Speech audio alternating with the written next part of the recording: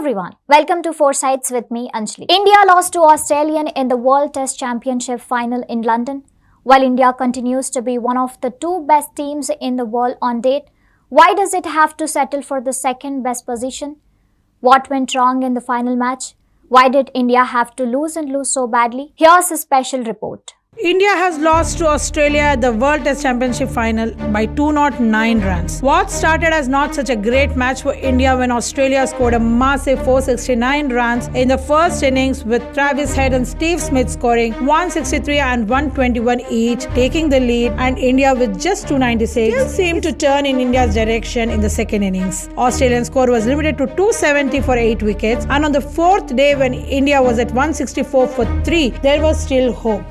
Virat and Ajinkya's 71-run partnership kept the win at a possible distance. Rohit and Shubman Gill's 41 of 44 balls was a good start to the day. However, Shubman's controversial wicket followed by Rohit Sharma and Cheteshwar Pujara's dismissals put India 3 wickets behind on the fourth day. A 280-run chase looked possible because some of the best of the top order was still at the crease, and had it happened, it wouldn't be the first time it happened in Test history. Australia holds the record for making a 404-run target possible way back in 1948. And it was the time of the legends with the likes of Arthur Morris and Don Bradman on the team.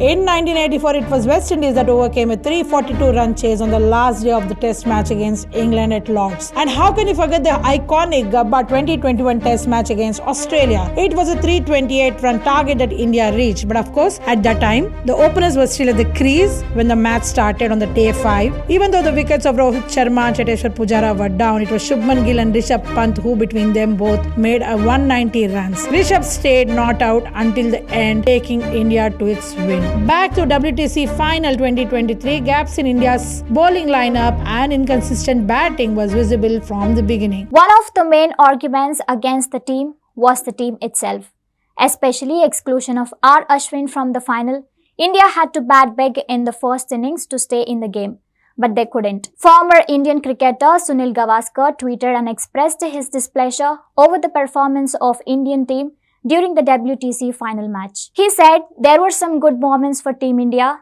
but I fail to understand the exclusion of Ashwin in the playing 11, who is currently the #1 test bowler in the world." The fact that the conditions were seamer-friendly and the Australian team had 5 left-handers in their top 8 batsmen, and that Ashwin has a record in tackling the left-handed batsmen, and yet he was left out, has been drawing criticism from all over, not just Gavaskar. Fun fact here, Ravindran Ashwin is the first bowler in the world to dismiss left-handers 200 times in the test. This was in 2021. Last we counted, the number of dismissals of left-handed batsmen under his belt are at 229.